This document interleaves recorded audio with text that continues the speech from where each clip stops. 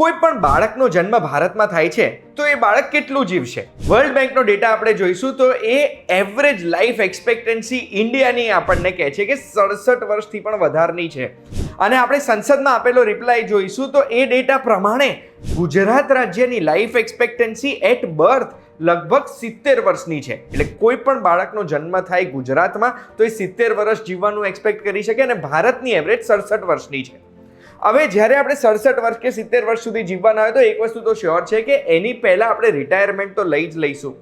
હવે આપણે રિટાયરમેન્ટ લીધા પછી સેમ લાઈફસ્ટાઈલ કન્ટિન્યુ કરી શકીએ એના માટે રિટાયરમેન્ટ પછીની આવક બી હોવી જોઈએ ને એવી જ આવક માટેના જો 5 સ્ત્રોત તમે જાણવા માંગતા હોય, 5 સોર્સિસ તમે જાણવા માંગતા હોય તો એના માટે ધ્યાનથી સાંભળજો. હું તમને એક વાત કહું.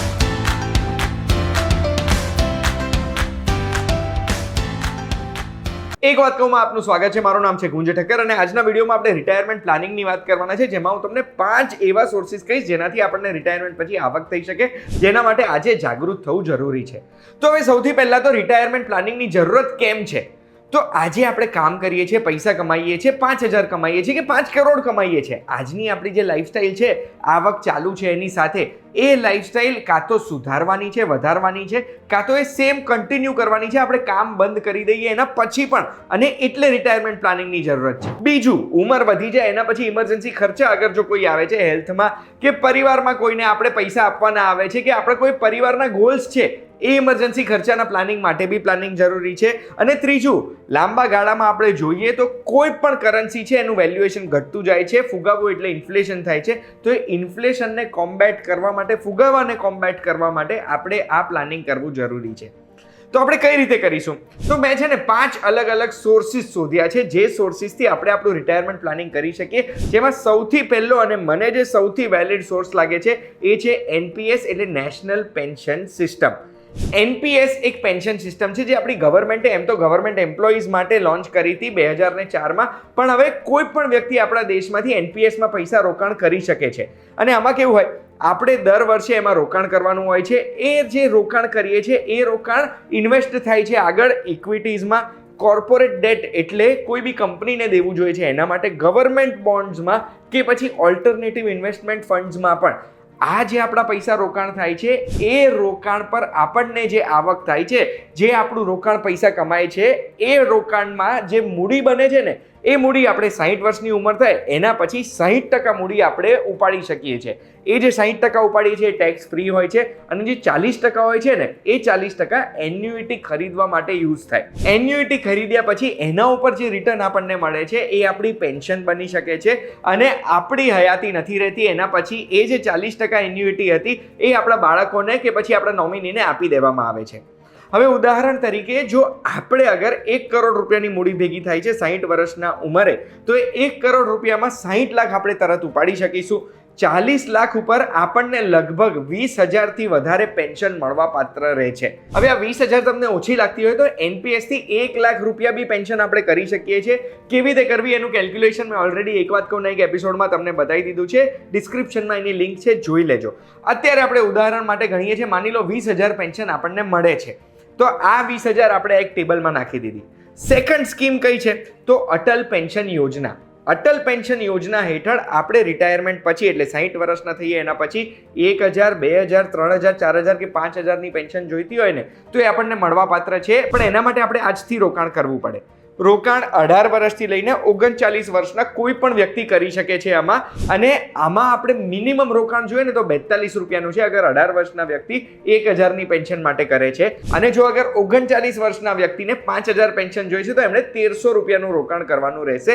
એકચ્યુઅલ તમારે કેટલું અમાઉન્ટ રોકાણ કરવી છે તો આ અટલ પેન્શન યોજના કેલ્ક્યુલેટર પર તમે જજો. આની લિંક પણ મેં ડિસ્ક્રિપ્શનમાં મૂકી છે, એના ઉપર ક્લિક કરીને તમે તમારું રોકાણનું કેલ્ક્યુલેશન કરી શકો. અટલ પેન્શન યોજના શું છે? આપણે રોકાણ કરવાનું 60 વર્ષ સુધી, એના પછી 60 વર્ષના થઈ જાય એટલે માની લો આપણે 5,000નું જ પેન્શન માટે રોકાણ કર્યું હશે, કારણ કે બહુ મોટી રકમ નથી કરવાની આમાં દર મહિને રોકાણ. તો એ 5,000ના પેન્શન માટેનું રોકાણ કર્યું છે તો માની લઈએ 5,000 પેન્શન મળશે.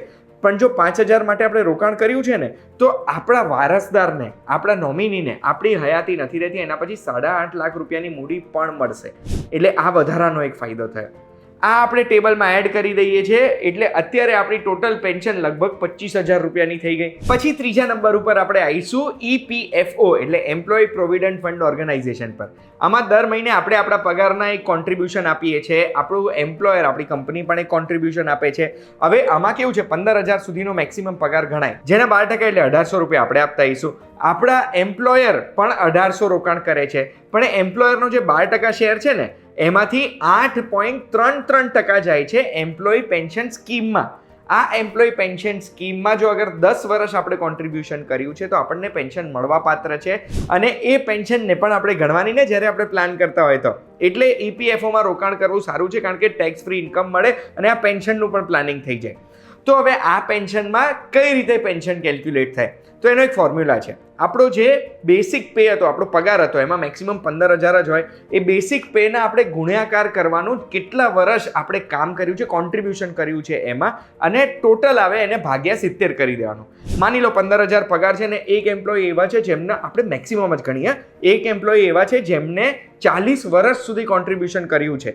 તો 40 વર્ષ કોન્ટ્રીબ્યુશન કર્યા પછી આપણે અગર જો ફોર્મ્યુલામાં આ બધા આંકડા એડ કરીશું તો એમને લગભગ 8500 રૂપિયાની પેન્શન મળવા પાત્ર છે. ટેબલમાં એડ કરી દઈશું એટલે ટોટલ પેન્શન 33,000 તો મળવા પાત્ર થઈ જ ગઈ છે. રિટાયરમેન્ટ પ્લાનિંગમાં ચોથા નંબર પર આવે છે અલગ અલગ કંપનીના પેન્શન પ્લાન. આજે આપણે કોઈ પણ બેંક કે ઇન્સ્યોરન્સ કંપની પાસે જઈએ ને તો એમની પાસે રિટાયરમેન્ટ પ્લાન, પેન્શન પ્લાન એવા બહુ જ બધા પ્લાન્સ હોય છે, જે પ્લાનમાં આપણે આજથી રોકાણ કરીએ જેમાં ઇન્સ્યોરન્સ બી મળે, એક પ્રકારનું રિટર્ન લમસમ બી મળે, પેન્શનનો પણ એમાં પ્રોવિઝન હોય છે. એટલે એ આપણે કસ્ટમ મેડ બનાવી શકીએ છીએ પ્લાન, અને એ પ્લાન લગભગ 5% લઈને 7%, 8% સુધીનું આપણને રિટર્ન આપતા હોય છે. એ પણ આપણે એક ઓપ્શન ફિગર આઉટ કરી શકીએ. પાંચમો છે થોડોક રિસ્કી ઓપ્શન છે, પણ એમાં રિટર્ન્સ બી એવા મળતા હોય છે, જે છે ઇન્કમ જનરેટિંગ અસેટ. એટલે એવી કોઈ અસેટ છે મૂડી બનાવવાની જે આવક જનરેટ કરે છે. જેમ કે કોઈ પ્રોપર્ટી ખરીદી, આપણે કોઈ પણ પ્રોપર્ટી ખરીદીએ છીએ તો 8 થી 10% રિટર્ન એ પ્રોપર્ટી આપે છે આપણને એના વેલ્યુએશનમાં, અને જો અગર પ્રોપર્ટી ભાડે ચડાવીએ છીએ તો વાર્ષિક 3% થી લઈને 6% આપણને ભાડું પણ મળે છે. એટલે આપણે આવી કોઈ આવક સેટ કરી દઈશું તો રિટાયરમેન્ટ પછી કોઈની સામે હાથ લાંબા નહીં કરવા પડે, આપણી આવકથી જ આપણે બધું સેટ થઈ જશે. બીજો ઓપ્શન છે કોર્પોરેટ બોન્ડ કે government bond. Government bond, corporate bond એક પ્રકારની ડેટ છે. ગવર્મેન્ટ આપણી જોડેથી ઉછીના પૈસા લે છે, કે પછી થોડું રિસ્ક વધારીએ તો કોર્પોરેટ્સ ઉછીના પૈસા લે છે. ગવર્મેન્ટ આપણને 4 થી 7-8% જેટલું રિટર્ન આપે છે, અને કોર્પોરેટ બોન્ડ તો 12% સુધીનું રિટર્ન આપી શકે છે, જે દર મહિને, 3 મહિને, 6 મહિને કે વર્ષે આપણને મળતું હોય. આ એક પ્રકારની આવક થઈ ગઈ. બીજું એક ઓપ્શન ફિક્સ ડિપોઝિટ સ્કીમ છે, એમાં બી સિનિયર સિટીઝન સેવિંગ સ્કીમ. આમાં આપણે 30 લાખ રૂપિયા સુધીનું રોકાણ કરી શકીએ છીએ ફિક્સ ડિપોઝિટમાં, જે ગવર્મેન્ટ ઓફ ઇન્ડિયાને આપણે આપીએ છીએ, અને 8% થી પણ વધારે વ્યાજદર મળે છે.